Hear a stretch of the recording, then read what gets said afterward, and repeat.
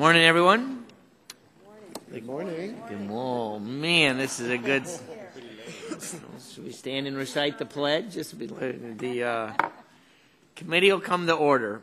I want to welcome the members of the committee, staff, and guests to the organizational meeting of the House Energy and Commerce Committee for this Congress, the 113th Congress. And the chair will recognize myself for a few opening remarks.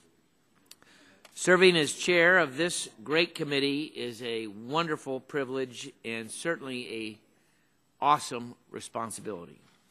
Sitting in this chair, you cannot help but think of the legacy left by the chairman before and the wonderful opportunities that lay ahead.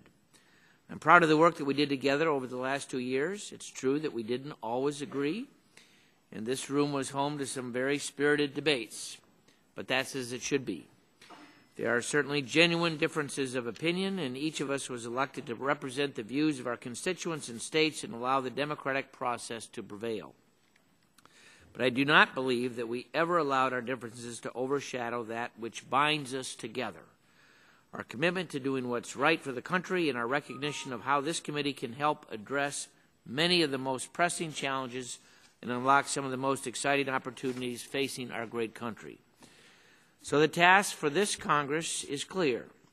We'll pursue policies designed to get our economy back on track, our fiscal house in order, and our government in line with the needs and wishes of its citizens. And we'll pursue policies that allow job creation and economic growth to flourish. And we'll continue to take steps to transform Washington to develop a smaller, modernized government for the innovation era. And will work to protect families, communities, and the civic initiatives that allow American ingenuity to thrive. With that, I'd be happy to yield to Ranking Member Waxman for any remarks that he might have. Thank you very much, Mr. Chairman. I want to start by thanking you and your staff for the collegiality you've demonstrated at the start of this 113th Congress. You've been fair and considerate in your approach to organizing the committee. This was your approach last year as well. This committee was often divided on partisan lines, but through it all, you treated the Democratic members fairly, and I thank you for that. My wish for this Congress is that we will be able to extend the spirit of collegiality that characterized our dealings on procedural matters to substantive ones. One of our major areas of jurisdiction is energy policy. Our nation urgently needs a new energy policy. As Superstorm Sandy demonstrated, we're facing a large and growing threat from climate change. I know this is a difficult issue for your side, but it is one we cannot ignore. I hope we'll be able to have a constructive dialogue this Congress about the preeminent energy challenge of our era. I hope also we will be able to move beyond the partisanship that dominated so much of our activities on health last Congress. The Supreme Court has upheld the constitutionality of the Affordable Care Act. The voters have spoken and reelected the president. I hope we will all recognize that health reform is the law of the land. It's here to stay, and that our challenge now should be how we work with the administration to ensure the implementation is as successful as possible for the American people. Last Congress, we fought a lot about these two issues, energy and health care, but when we put aside our differences and joined forces, we were able to accomplish results. I asked my staff to prepare a memo for you that reviews our legislative record last Congress, and I'd like, without objection, to insert that memo into the record. What this analysis shows is simple. When we worked together, we were able to enact good laws, but when the committee reported out partisan bills, they became political statements, and that they went nowhere in the Senate. Last Congress, there were over 30 bills that the Republicans reported from the committee without the support of the majority of our caucus or brought directly to the floor without Democratic support. Of these, just 2 became law in some form. That's a batting average of under 100. Coincidentally, there are also over 30 bills that we negotiated. 18 of these bills became law. That's a batting average of over 500. These included our committee's biggest legislative accomplishments, like the Spectrum and Public Safety Bill and the FDA bill. Mr. Chairman, our committee is most effective when we work together, and as we start in this Congress, I want you to know that our side wants to work with you as we take on the major challenges we will confront. Thank you so much. Thank you. It's now my pleasure to introduce our new Republican members. Congressman Gus Bilirakis, down in the front, will carry on the legacy of his dad. His dad Mike served Florida's 9th Congressional District from 1983 to 2006, and he also sat on this committee. Representing his district and his state as the only Republican member of the committee from Florida now, Gus is also one of the few members who's been granted a waiver to continue his service as vice chair of the Veterans Affairs Committee. These types of linkages are important because we recognize how our work intertwines with that of the other committees, and we appreciate Gus's willingness to take on both roles. Bill Johnson from Ohio. Bill retired from the U.S. Air Force after a distinguished military career and quickly put his leadership skills and technical expertise to work, creating and building high-tech businesses. He came to Congress a little bit more than 2 years ago now, and he has been a real champion for the families and businesses of eastern and southeastern Ohio, recognizing the importance of everything from affordable energy to regulatory relief in the drive to spur economic growth. Billy Long from Missouri. Billy was a very popular local talk show radio host for 6 years and a small businessman during his 30 years as an auctioneer. From the power of modern communications technology to the constraints facing American entrepreneurs, Billy brings unique insights and a commitment to sound policies in a smaller government to our committee. He represents Roy Blunt's old district. He's currently serving in his second term in the House. And if things are ever moving a little bit too slowly in this committee, don't be surprised if we ask him to show off those auctioneer skills to pick up the pace, if you can understand that twang.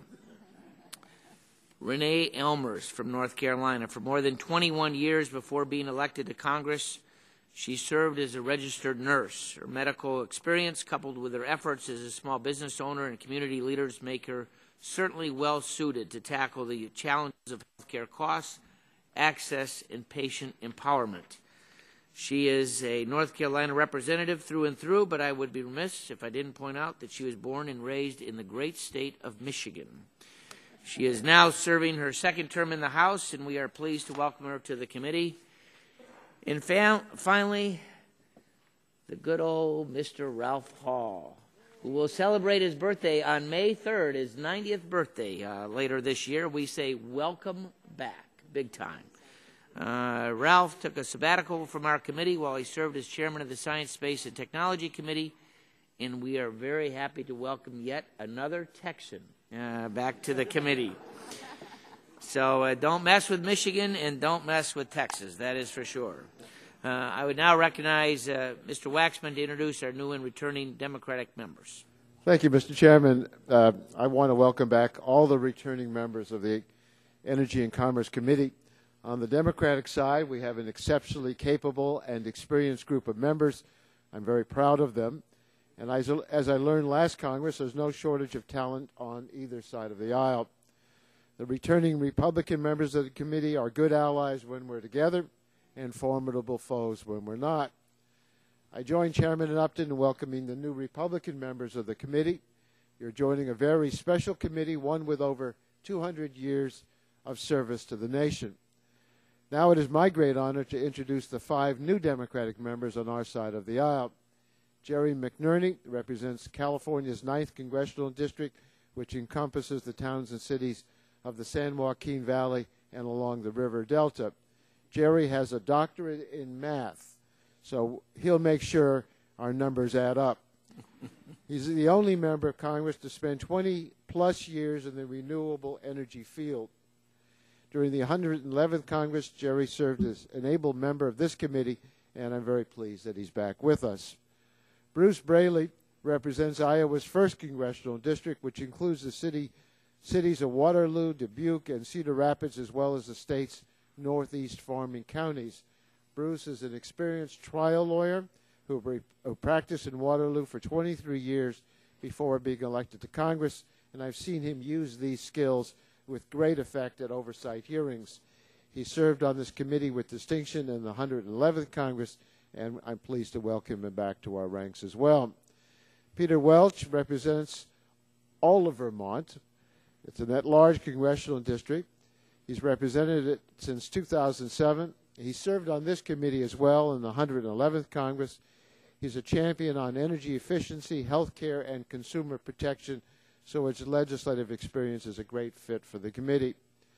When he served on our committee, he was the sponsor of the Homestar legislation that passed the House and provided incentives for energy efficiency improvements in homes, a good idea that I hope we can revisit in this Congress. Ben Ray Lujan represents New Mexico's 3rd Congressional District, which includes Santa Fe, the state's capital. Before joining the House of Representatives in 2009, Ben Ray served as chairman of the New Mexico Public Regulation Commission, where he developed an expertise in many of the issues that will be coming before our Energy and Commerce Committee. He has deep roots in New Mexico. In fact, his family has lived there since it was a state, and we welcome Ben Ray to the committee and know that he will have much to contribute to our work here.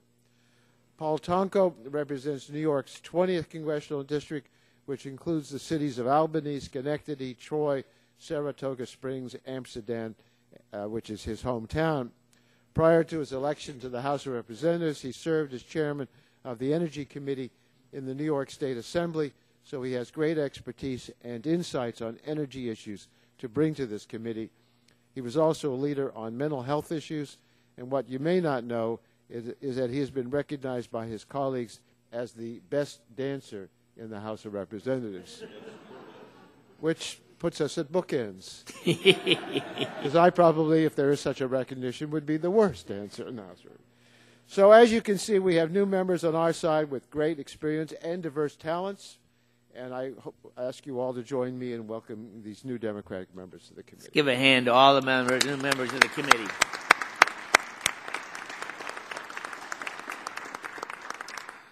We welcome you for sure. We're now going to move to the adoption of the committee's rules for the 113th Congress. The chair has a resolution at the desk and will ask the clerk to report. A resolution offered by Mr. Upton. Be it resolved by the Committee on Energy and Commerce that the rules for the committee for the 113th Congress shall be. Without objection, the resolution will be considered as read and the chair will recognize himself briefly. These rules are substantially similar to the rules adopted by the 112th Congress. The changes are minor. They clarify the chairman's ability to close a hearing record, recognizing that the Oversight Subcommittee now has a vice chair, and making explicit the committee's previously implicit authority to conduct transcribed interviews in the course of an investigation.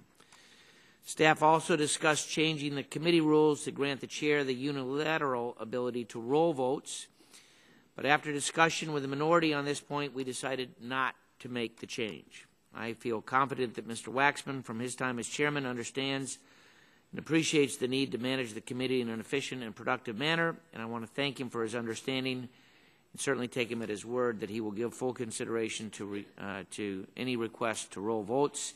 I now recognize Mr. Waxman for recognition. Chairman Upton, I appreciate your willingness to work with us to propose a rules package that we can all support.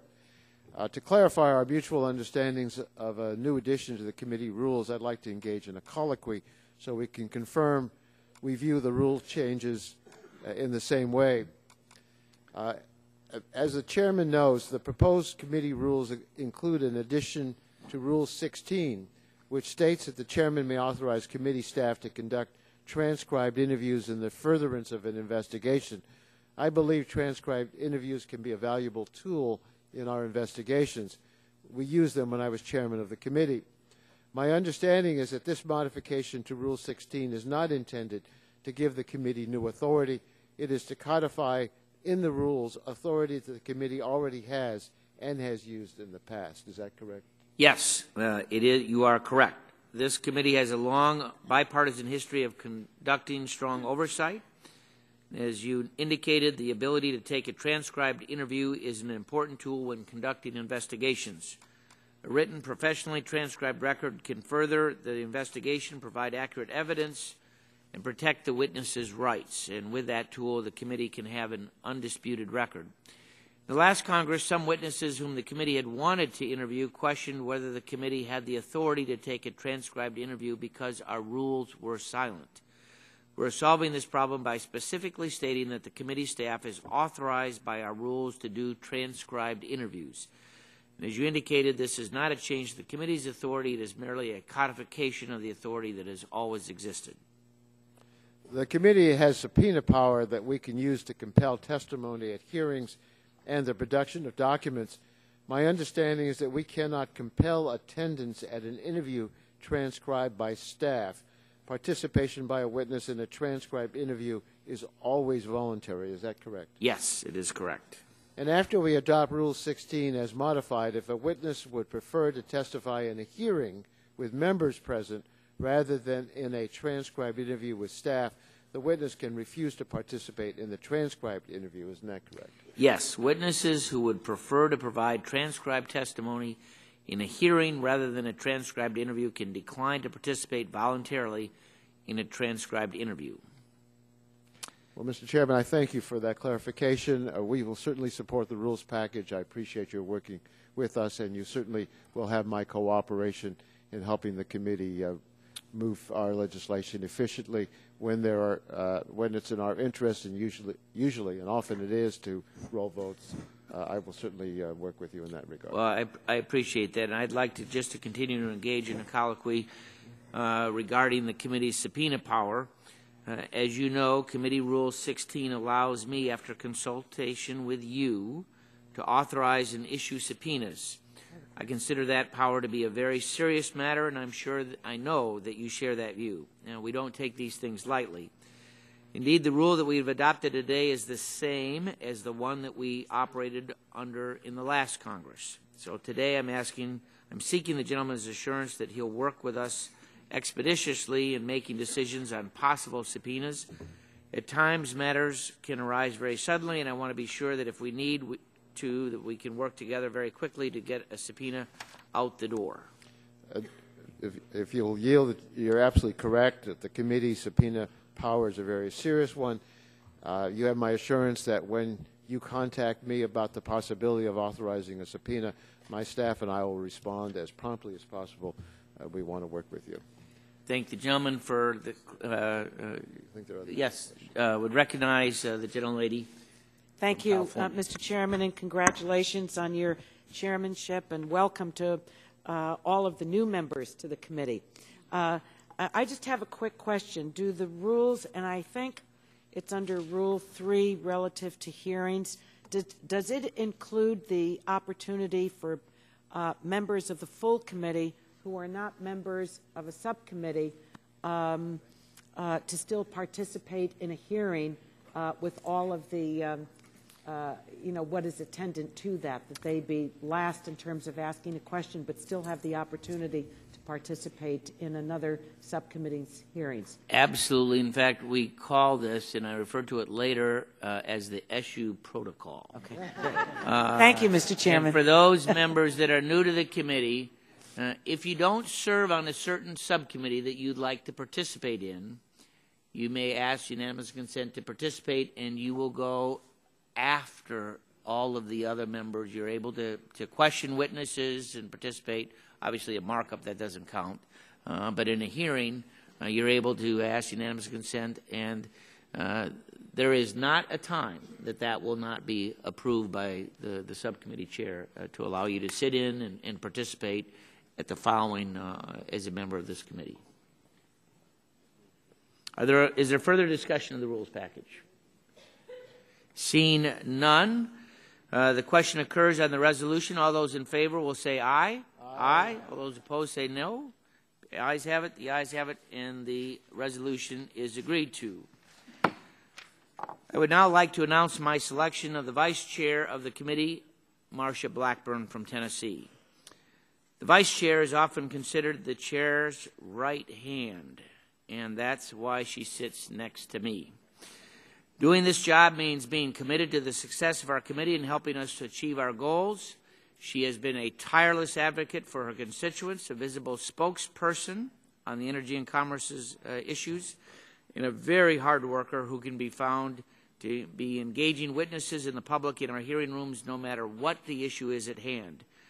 I appreciate her willingness to take on this role, which includes not just the responsibility to help manage committee proceedings and provide input on our work, but also to serve as the Energy and Commerce Committee's first designee to the House Budget Committee. This is a big role and one that appropriately recognizes how important our committee is in the coming fiscal debates. I want to thank you, Vice Chair Blackburn. We will now consider a resolution establishing the jurisdiction of the Energy and Commerce Committee's subcommittees. Chair has a resolution at the desk and asks the clerk to report. A resolution offered by Mr. Upton, be it resolved by the Committee on Energy and Commerce that the jurisdiction of the standing subcommittee of the Committee for the 113th Congress shall be designated as follows. And without objection, the reading of the resolution is dispensed with, and the Chair recognizes himself briefly. The jurisdiction of the subcommittee set forth in the resolution is, with a few technical changes, identical to what was on the committee website at the end of the last Congress. Is there discussion on the resolution? Seeing none, the question occurs on the resolution. All those in favor will say aye. Aye. All those opposed say no. Ayes appear to have it. The ayes have it. Resolution is agreed to. We'll now consider a resolution appointing the subcommittee chair, vice chair, and a majority members for each subcommittee. The chair has a resolution at the desk and asks the clerk to report. A resolution offered by Mr. Upton. Be it resolved by the Committee on Energy and Commerce that the Republican chairman, vice chairman, and membership of the standing subcommittees of the Committee for the 113th Congress shall be designated as follows. And without objection, the reading of the resolution is dispensed with. The chair recognizes himself again briefly. Pursuant to Committee Rule 4, just adopted, this resolution simply designates the chair, vice chair, Republican members of each subcommittee. I want to thank my Republican colleagues for agreeing to serve in these positions. A lot of hard work lies ahead. Is there any discussion on the resolution? Seeing none, the question occurs on the resolution. All those in favor will say aye. Aye. Those opposed say no. In the opinion of the chair, the ayes have it. Now yield to Mr. Waxman to offer resolution. Mr. Chairman, I offer a resolution designating the subcommittee ranking members and Democratic subcommittee membership for the 113th Congress. I'm pleased that our Democratic caucus has selected the following ranking members of the subcommittees.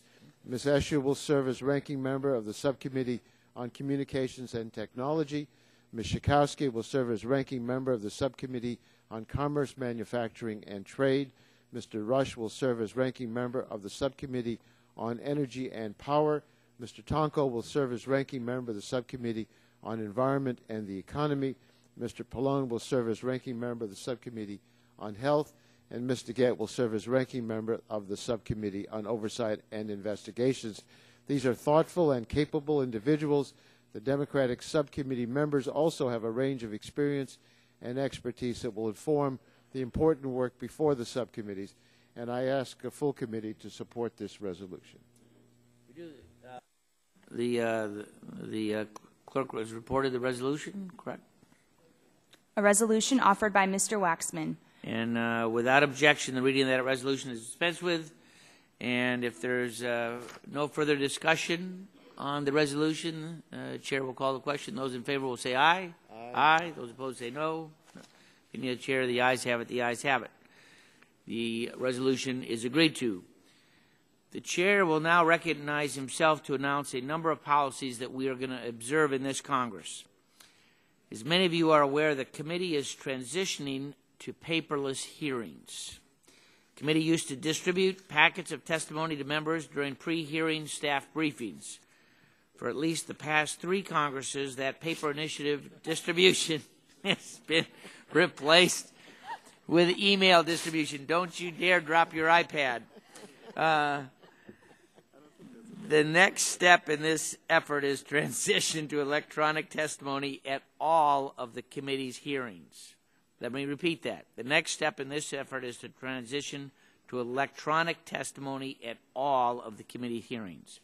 It's my hope that most members have access to a portable device, such as a laptop or a tablet, which can access the internet using the House-provided Wi-Fi. You can even use your BlackBerry if you want to scroll that much. However, using that device, members can access witness testimony and additional materials from the committee website. Likewise, members of the public and the media can easily access testimony, opening statements, and other resources online. For members more comfortable with the paper copies of testimony or members of the public who require special accommodations, we won't leave you behind. The committee will continue to provide a limited production of hearing information in hard copy upon request. Our priority is to get members of the committee, the public, and the press the information that they need, and I'm excited about the new initiative that will allow us to do so more efficiently with less waste and at a much lower cost to the taxpayer. So that's number one. Number two, and as I indicated, the SU protocol. By all right, all members of the House are entitled to non-participatory attendance at a hearing, even if they're not on that particular subcommittee. For members of the Energy and Commerce Committee, you may ask unanimous consent to question witnesses if you're not on that subcommittee, but again, you're going to go at the end of the queue. I would ask members not abuse that privilege. We all have busy schedules, et cetera. So the last thing that I want to say is during markups in the last Congress, bipartisan amendments were given priority recognition. That's going to continue, and I encourage members on both sides to participate in that. The majority leader follows several protocols in scheduling legislation on the House floor. For example, no commemoratives, members must be present during consideration of the bill, no such sums, authorizations. While those protocols are not binding in this committee, I encourage you to observe those protocols in drafting legislation. And without objection, the staff is authorized to make technical and conforming changes to the resolutions passed today. That concludes the organizational business meeting portion of the day, and we will now move into the markup portion of the meeting, and we're going to adopt, hopefully, several bills that passed the House last Congress but were not acted on by the Senate. And with agreement from Mr. Waxman, we're going to move these very quickly. Recognize myself for a couple of minutes to provide an opening statement, though I'll not use all of that time. As I mentioned previously, I've made it a policy in this committee to prioritize bipartisan bills and amendments. It's no mistake that we're here on the first day of the Energy and Commerce Committee's business in this Congress to move quickly on a series of bipartisan bills. We'll undoubtedly continue to have our differences, and we'll work hard to achieve the policies and principles in which we believe, but the first 5 bills before us today show that we can work together on a shared priority. And I would thank my colleagues for the work in the last Congress, and I'm pleased again to move these bills this year, and I would now yield to Mr. Waxman. Thank you, Mr. Chairman, for scheduling today's markup of 3 bipartisan public health bills and 2 bipartisan hydropower bills. Each of these bills passed in the 112th Congress but did not advance in the Senate. I'm pleased that we're working once again to move them forward on a bipartisan basis. The Children's Hospital GME Support Reauthorization Act is sponsored by Chairman Pitts and Ranking Member Pallone. H.R. 297 continues the successful National Physician Training Program that provides ongoing and consistent financial support to hospitals such as Children's Hospital of Los Angeles for the training of doctors who specialize in pediatrics. Congresswoman Capps and McMorris Rogers are the authors of the National Pediatric Research Network Act of 2013, which would now allow the National Institutes of Health to establish a national pediatric research network dedicated to finding treatments and cures for pediatric diseases and conditions, especially those that are rare. H.R. 225 also places emphasis on professional training for our future pediatric researchers, and I would encourage NIH to take full advantage of this opportunity to build on the strong body of its existing pediatric research. The Veterans Emergency Medical Technician Support Act of 2013 is sponsored by Congressman Kinzinger and Congresswoman Capps. It authorizes a demonstration grant program to states so they in turn can streamline the certification and licensure requirements for returning veterans to become emergency medical technicians. This legislation seeks to respond to higher than average unemployment rates experienced by our veterans, advancing shared goals of getting our vets back to work and addressing areas of shortage in health professionals. H.R. 267 is a bipartisan bill introduced by Congresswoman McMorris, Rogers, and DeGette that will facilitate the development of new environmentally responsible hydropower projects. Their staffs work closely with the committee staff to produce this legislation. After extensive discussions with interested stakeholders, the bill is now one that is a good cooperative one that produces a balanced bipartisan approach. The last bill is the Collinsville hydropower legislation introduced by Congresswoman Esty of Connecticut. The bill would authorize the Federal Energy Regulatory Commission to reinstate licenses for 2 hydroelectric projects on the Farmington River and to transfer those licenses to the towns of Canton, Connecticut. This balanced bill allows FERC to get these projects licensed expeditiously while ensuring that the appropriate environmental analysis is completed and considered. Democrats and Republicans worked together to bring each of these bills before the full committee today, and when the chairman calls up the bills and we have a chance to vote on them, I would urge my colleagues to support all of them. Thank you, Mr. Waxman. So let me just say it. I intend to call up each of these bills individually and have a quick voice vote on each of the 5, and we'll entertain requests now for opening statements on any of the bills. If a member would like to do. Let me recognize Mr. Pitts first, and then I'll come to the other side. Mr. Pitts is recognized. Thank you, Mr. Chairman. I'd like to enter the following letters of support in the record under unanimous consent. This letter from the Association of Medical Colleges in support of H.R. 297, letter from National Children's Hospital in support of H.R. 297 and H.R. 225, letter from the Association of United States Navy in support of H.R. 235, and one from the Coalition for Pediatric Medical Research in support of H.R. 225. That objection. Chair would recognize Mr. Oh, I'm sorry. Briefly. Yeah, go ahead. Mr. Chairman, let me make a few remarks on H.R. 297, the Children's Hospital Graduate Medical Education Support Reauthorization Act. Ranking Member Pallone and I have reintroduced this bill to reauthorize the Children's Hospital GMA program for an additional 5 years.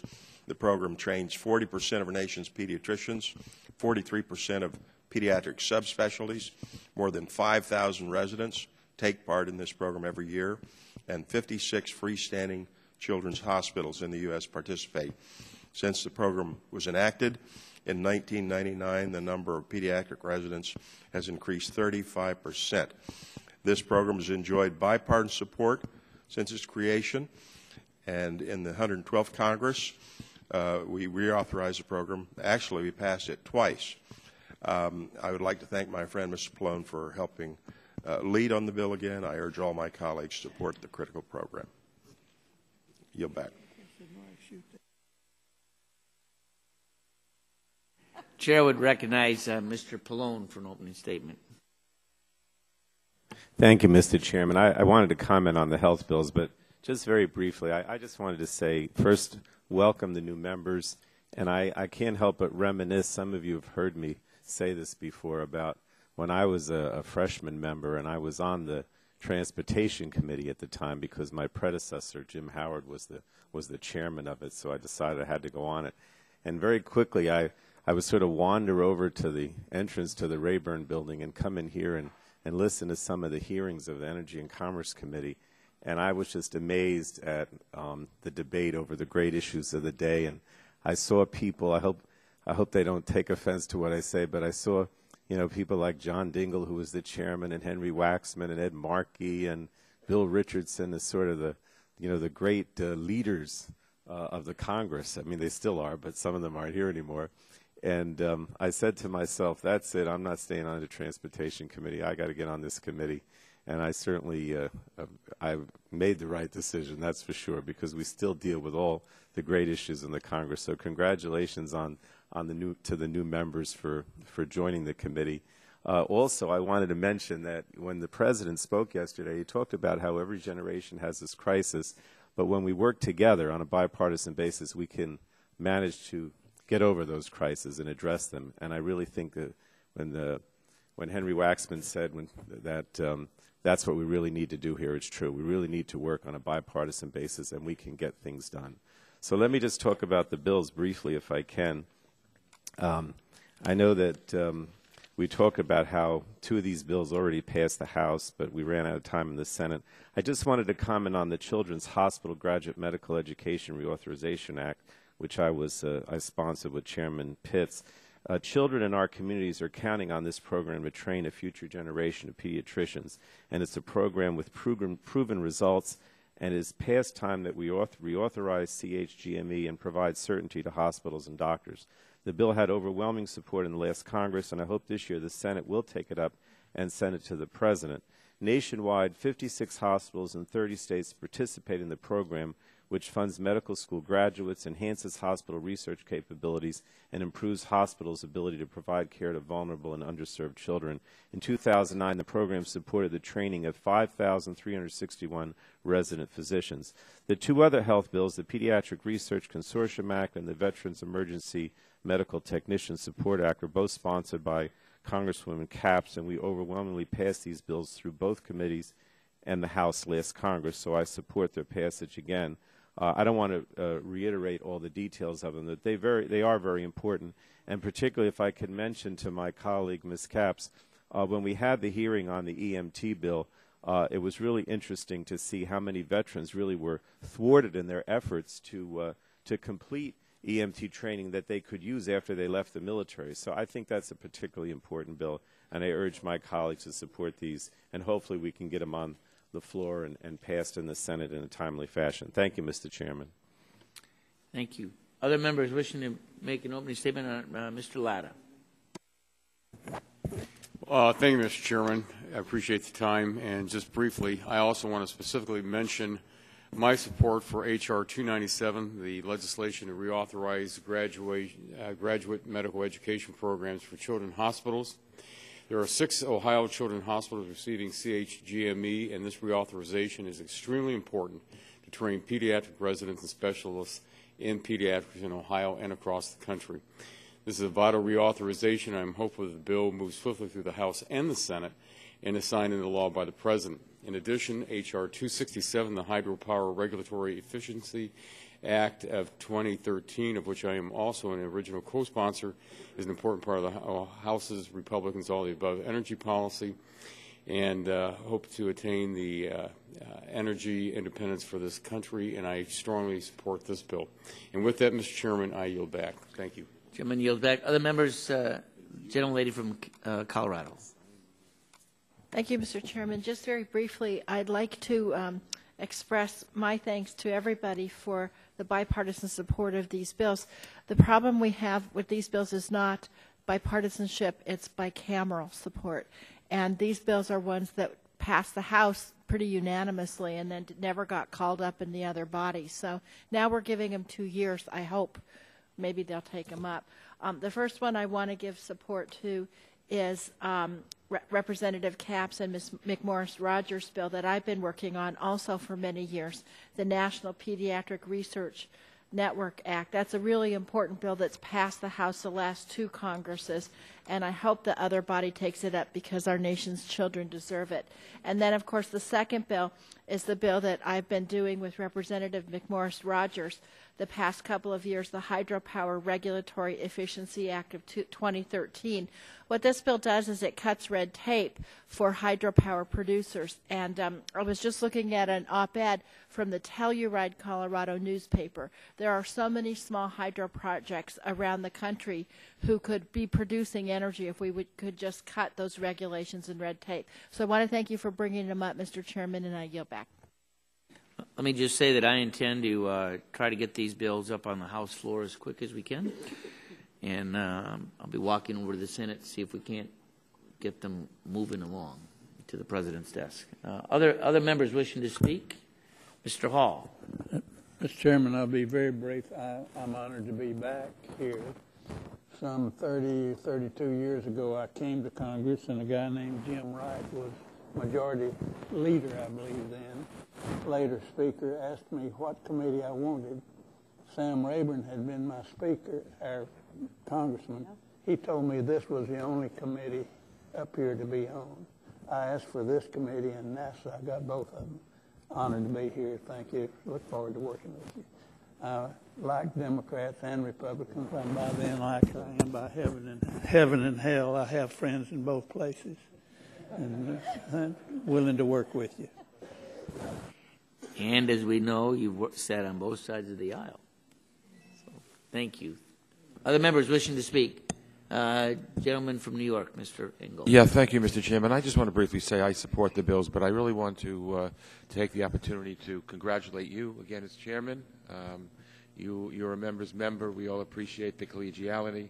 You and I have gone back a long time, and I just want to congratulate you again as chairman. It's a pleasure to be on this committee. Thank you. Other members wishing to speak? Gentlelady from California. Thank you, Mr. Chairman, and my words of thanks will be brief as well, but starting with you, just for what you said just now, we're moving these bills now. Hopefully they'll be in action and signed by the President shortly, thanks to your quick efforts. And I want to thank also the folks, Ranking Member Waxman, Chairman Pitts, Ranking Member Pallone for their work on the Children's Hospital Association Coalition for Pediatric Medical Research for backing H.R. 225, and my colleague, Congresswoman McMorris-Rogers, for all her hard work on this bill and to her personal commitment to children with special health care needs. The National Pediatric Research Network Act also wouldn't be without where it is, and I want to mention, I know we all have constituents, and I know you do, Mr. Chairman, but my family, the Strong family in Santa Barbara, California, has really they've created their own foundation on issues like this, and they have put such a great deal of support into this effort. They've dedicated their lives to working towards a cure and better treatments for children with spinal muscular atrophy. They are such a model of how hard work can make a difference in the lives of children and their families. And I also just want to briefly thank Representative Kinzinger for his hard work on the vet EMT bill, and proud to work with you, all of you, on this important legislation as well. I urge support for both measures and yield back my time. Thank you. Other members wishing to speak? Seeing none. No other members seek recognition. The chair will call up H.R. 267, the Hydropower Regulatory Efficiency Act of 2013. The first reading is dispensed with, and the bill is agreed to and ordered favorably reported by unanimous consent. Without objection, so ordered. Chair now calls up H.R.